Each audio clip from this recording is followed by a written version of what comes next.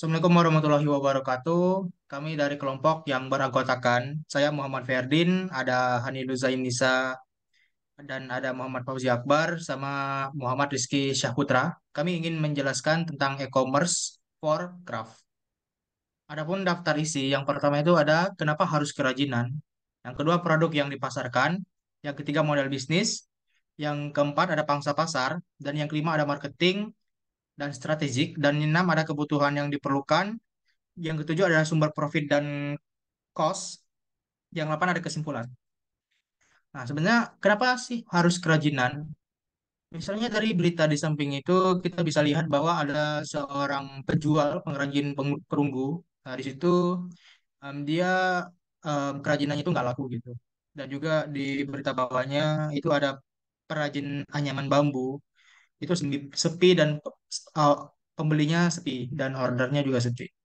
Nah, dari berita di samping, kita juga mengetahui bahwa banyaknya pengrajin yang kerajinannya itu tidak laku di Indonesia dan mungkin bahkan pada tahun 2020 itu pada saat lagi krisis COVID-19 itu tuh banyak pengrajin yang gulung tikar gitu. Dan juga karena masyarakat kita juga di Indonesia juga nggak terlalu menyukai seni. Nah, hal tersebut juga menjadi alasan mengapa banyaknya pengrajin yang sampai gulung tikar atau barang dagangannya itu nggak laku.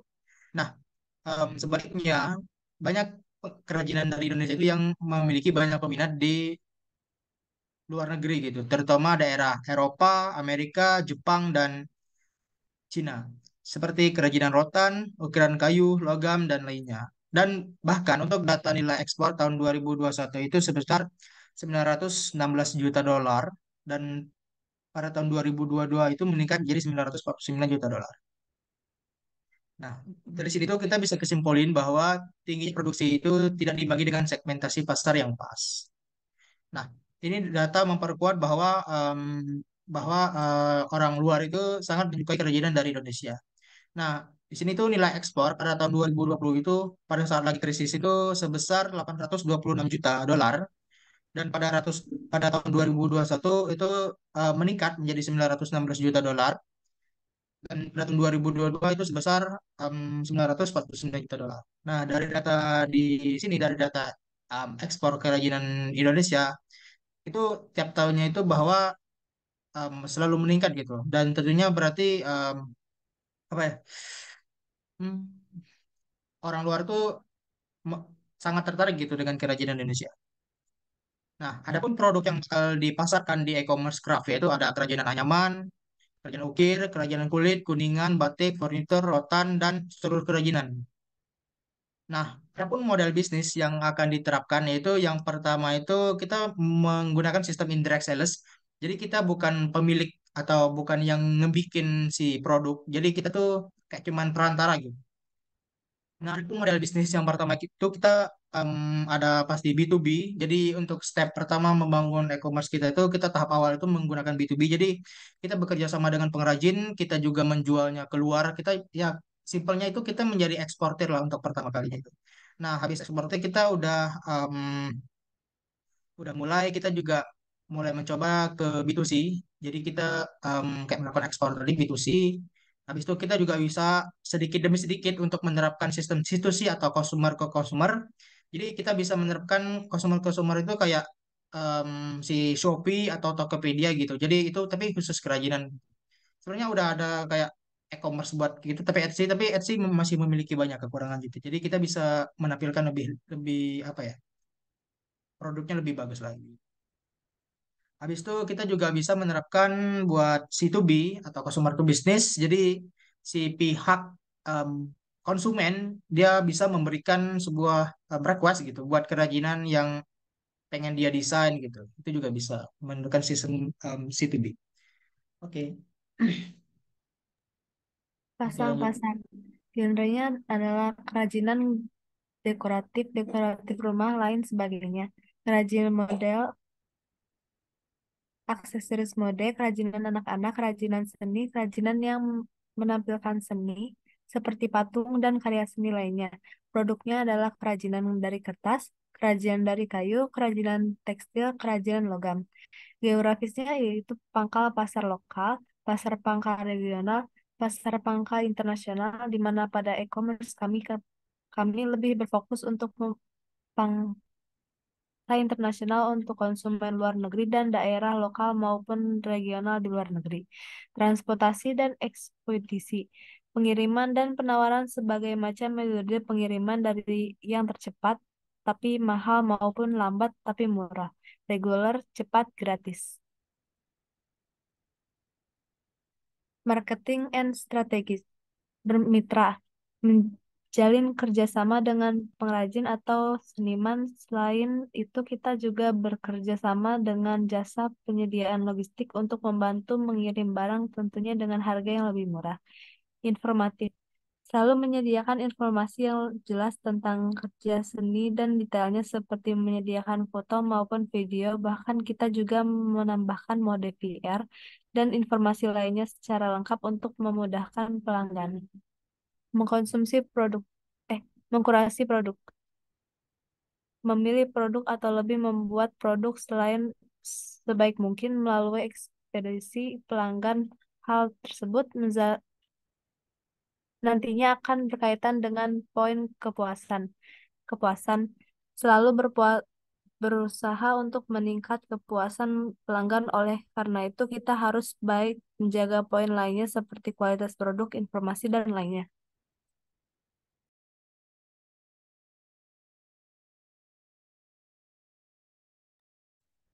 Marketing yang strategik ada pertama loyalitas, berfokus untuk meningkatkan hubungan jangka panjang. Di mana yang menjadi pertanyaan kita yaitu bagaimana membuat pelanggan tetap membeli kepada kita. Adapun salah satu caranya yaitu dengan membeberkan pelayanan sebaik mungkin, diskon khusus atau lainnya. Selanjutnya ada friendly. Hal ini berkaitan dengan tampilan aplikasi maupun web di mana kita harus membuat website dan aplikasinya memudahkan pelanggan seperti membuatkan pelanggan menemukan kolom untuk bertanya, berkomentar atau menemukan sesuatu lainnya. Branding, membangun branding yang di mana tujuannya pada saat pelanggan mengingat sesuatu, nama brand kita yang pertama kali ada di pikiran mereka dan membuat brand kita lebih profesional, terpercaya. Terakhir ada packaging and packing, itu mengemas produk sebaik mungkin seperti membuatnya aman selama di perjalanan, seperti menambah packing kayu dan membuat packaging yang menarik. Eh, Perlu diketahui biaya yang diperlukan untuk membuat suatu website dari produk itu, eh, kalau untuk hosting website itu kurang lebih 1 juta per bulan. Untuk desain websitenya itu 2 juta per lisensi kurang lebih. Untuk fitur e-commerce-nya itu 500.000 per bulan kurang lebih. Untuk marketing and SEO itu 2 juta per bulan. Next. Lalu untuk plugin and add-on itu sekitar 500 sampai 3 juta per tahun. Lalu untuk modal awal beli produk uji coba itu sekitar kurang dari 10 juta per transaksi. Lalu biaya kotor lainnya itu kurang dari 1 juta per bulan. Jadi totalnya 15 juta. Perlu diketahui, data di atas merupakan perkiraan. Data tersebut bisa berubah tergantung berapa besar kompleks website yang ingin dibikin. Dan untuk modal awal produk itu bisa disiasati menjadi 0 rupiah dengan mitra dengan pengrajin. Next.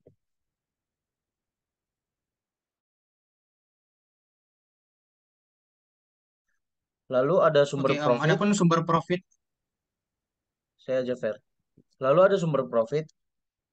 Yang pertama itu ada komisi penjualan. Tentu saja kita akan mendapatkan komisi ketika konsumer memesan langsung ke perusahaan kita. Lalu ada kemitraan, kita juga mendapatkan fee dari hasil membantu menjualkan barang pengrajin. Yang ketiga ada promosi dan iklan, ini didapatkan melalui iklan di website maupun kita membantu kerajinan pengrajin. Yang terakhir ada langganan, kita dapat membuat sistem berlangganan untuk pengguna eksklusif, di mana hal tersebut juga membuat pelanggan lebih loyal. Next. oke. Selanjutnya untuk break-even point. Berikut merupakan perhitungan pembiayaan awal e-commerce craft. Nah, itu tuh yang pertama tadi itu kita ketahui bahwa untuk membuat website tadi kurang lebih ada dan modal kotor itu sekitar 15 juta. Nah, anggap aja kita untuk pertama itu kan sistemnya kurang lebih kayak B2C, jadi kita cari consumer. Jadi misalnya anggap aja kita pertama itu mendapatkan atau menjual produk itu sekitar 500 pieces. Nah, biasanya untuk penjualan ke internasional itu nggak pernah dalam jumlah sedikit gitu. Itu pasti dalam jumlah sekaligus banyak. Nah, itu ini anggap aja minimal kita tuh menjual sekitar 500 pieces. 500 pieces itu dengan harga sekitar 50.000 per produk. Jadi misalnya kita menjual produk rotan gitu. Nah, produk rotan itu misalnya kita langsung ngambil barangnya dari pengrajin itu biasanya dengan harga yang lumayan murah gitu, sekitar 50 ribuan lah, 50 ribuan mungkin bahkan bisa lebih murah. Nah, anggapnya kita menjual sekitar 500 pieces. Itu berarti total modal awal kita itu untuk produk sekitar 25 juta. Ditambah dengan website itu 15 juta. Habis itu kita ada sewa kontainer 40 feet untuk perjalanan itu sekitar 2 juta per perjalanan dan modal pertama itu kita bikin perusahaan. Jadi untuk melakukan pengiriman tersebut kita harus punya legalitas perusahaan itu bikinnya itu sekitar 10 juta. Nah, setelah dikalkulasiin atau totalnya itu sekitar 52 juta rupiah. Oke, ini merupakan minimal gitu. Dan mungkin bisa jadi lebih atau kurang. Tapi biasanya itu untuk penjualan produk itu kerajaan itu biasanya dalam skala banyak. Jadi ada di berita itu em, sekali perjalanan itu bisa mendapatkan sekitar 40.000 dolar atau sekitar 500 lebih juta rupiah. So next. Untuk perhitungan penjualan, anggap aja kita ngambil keuntungan itu sekitar berapa ya? Sekitar setengah lah, atau 50% perhitungan. Jadi kita dapat keuntungan itu 25.000 karena harga jualnya itu berarti 75.000. Jadi total yang kita dapatkan itu 37.500. Nah, kita ketahui bahwa modal tadi 52 juta dan jualan tadi 30 juta 37 juta 500. Nah, habis itu di total itu kita masih punya rugi sekitar 14 juta 500. Nah, berikut itu merupakan penjualan awal untuk membangun modal B2B tadi gitu. Nah, misalkan itu dalam 1 bulan itu kita em, untuk biaya apa ya? Biaya yang produk sama harga total ini yang 37.500 itu merupakan biaya per perjalanan gitu. Nah, kedepannya tidak menutup kemungkinan kita itu per bulan kita bisa melakukan perjalanan sekitar 4 kali atau 3 kali gitu. Dan itu bisa langsung dikaliin aja jadi 30 juta kali 3, 3 juta, 30 juta kali 5. Nah, misalnya kita punya contoh dalam 1 bulan kita terdapat 3 pengiriman, 3 perjalanan.